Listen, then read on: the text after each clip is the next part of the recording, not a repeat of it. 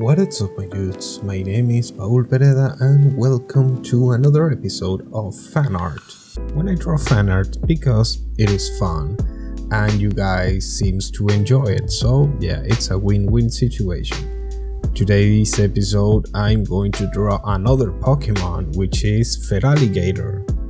I really love this one and you guys know why, because I really love alligators and lizards and yeah, reptiles in general. So let's go back to the video. Well, no, let's go back. Let's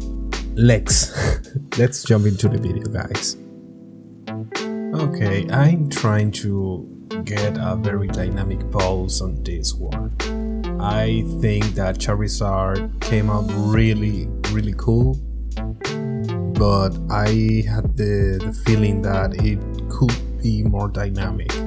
So doing this one, since it is a water Pokemon, I thought that I could do something aquatic, very fluid like, so you can see the planes, the change of planes on the tail, the pose of the torso and the head, and giving a little bit of direction with the fins that the Feraligatr have on his head and his back.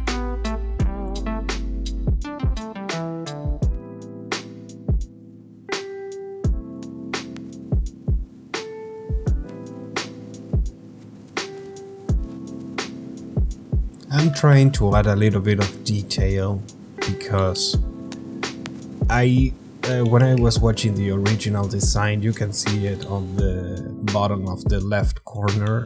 It is a little bit simple. Yeah, it's Pokemon, so it's okay.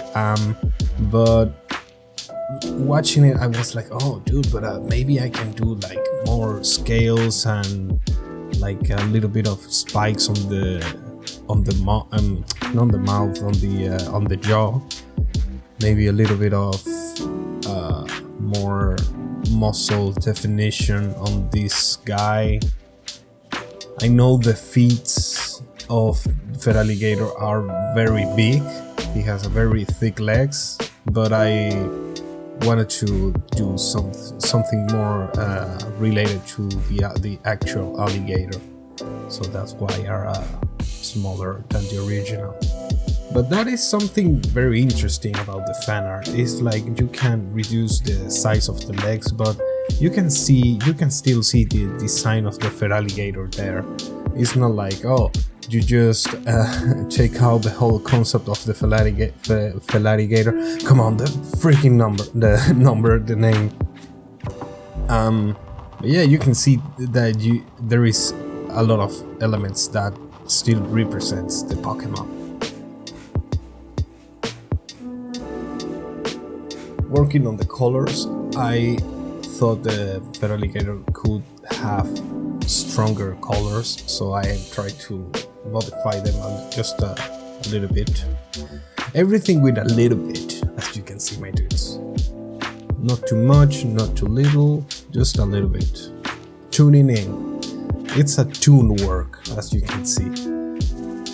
It's not like doing big changes and big stuff. It's just like doing the fine tuning on the elements so you can keep the resembling elements of the Pokemon, but you can have your own stuff. That's the art of the fan art.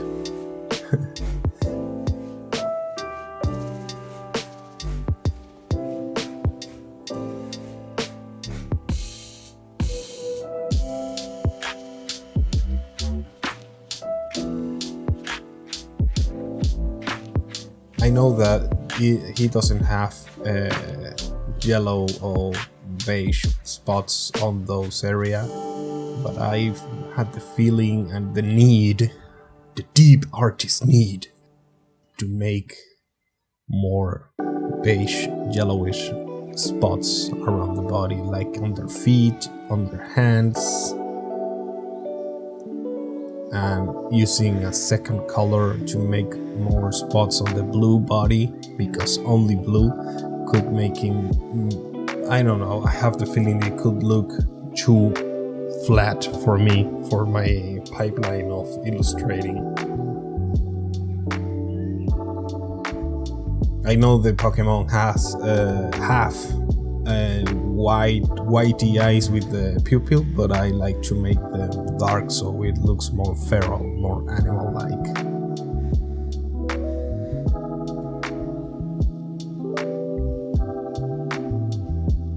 Coloring the lines is very like a must for me, because I like to keep my line work very visible, but sometimes for me, on my taste on doing my work, it looks too strong. It takes a little bit of the whole picture, so I color them. Okay, doing the lighting, you can see that I'm trying to do is normally I do some, not a very soft light, but these Pokemons I'm doing very strong lights, so I'm going with a top spotlight, so you will see that it's very contrast, like the details.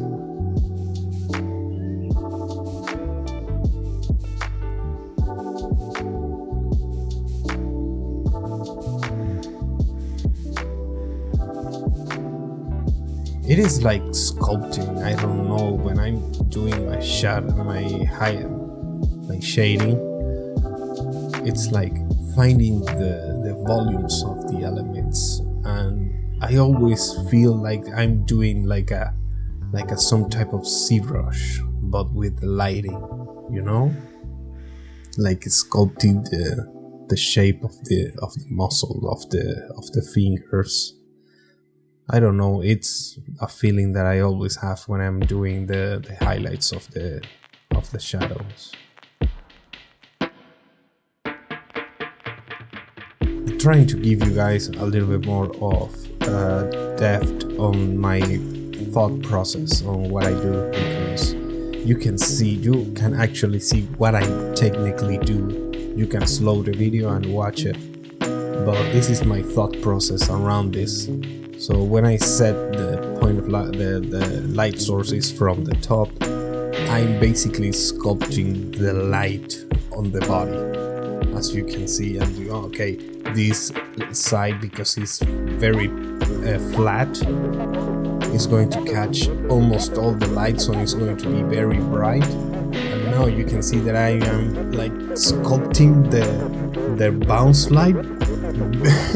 I know there is no bounce light underwater, but I like to do the freaking bounce light because it gives so much more volume and detail.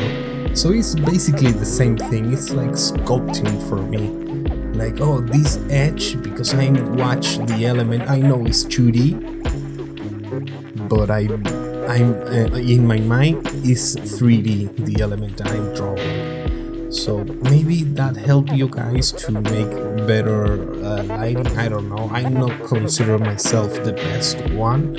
I am very far from it, but I really enjoy doing this part. I especially slow this part because it is funny. Where I take most of my time is designing and making the lines of the drawing. But the less amount of time that take me to make a piece is the lighting. I don't know why, but it's basically like that. This piece took me 2 hours and 14 minutes, and the whole part of the lighting is like I don't know, like 35 minutes or 40 minutes. I don't know. It's like, for me, it's like so little time. Don't have it for the lighting, because it's like the most important thing. But I don't know, it came out fast for me. But yeah, I'm doing the big highlights. It's very, very bright, very contrasty. I'm going to do a change on the end. You're not going to see it, but I'm gonna fix the tail lighting, because right now it's not looking very good, but the rest of it is looking pretty nice. I'm doing the ambient occlusions, on the mouth, so you can see the mouse, the mouth more volumetric. I think that word exists in English, volumetric, with more volume. Doing the second pass shadow right there, you can see that the elements pop out very nicely. I really like this guy. I'm doing a red highlight. That is basically an overlay layer in 20% or less with pure red. So yeah, that you can see. Alright my dudes, we are ready. And now, for the first time only, you're gonna see the Feraligatr, the one and only.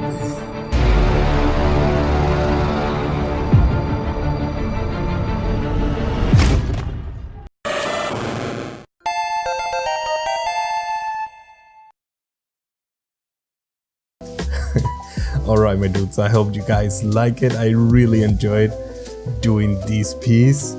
Remember to like and subscribe, and we're going to see the Pokemons that we are going to feature on this video, because I sent you guys a challenge last week.